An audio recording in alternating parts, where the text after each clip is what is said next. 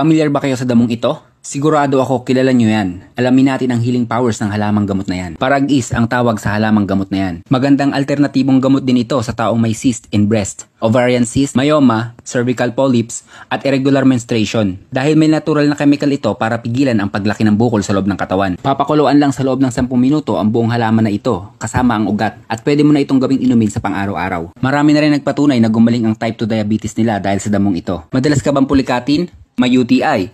At hirap sa paglalakad? Or may rayuma? Pwede mong subukan ng Parag-is. Safe ito at walang overdose. Dahil sa buto nito na aabot ng 40,000, ay nagagawa nitong magparami ng kusa kung saan-saan. Anti-inflammatory at antihistamine. Ilan lang yan sa taglay ng Parag-is. Kabilang din ang Parag-is na tinatawag na bionic medicine.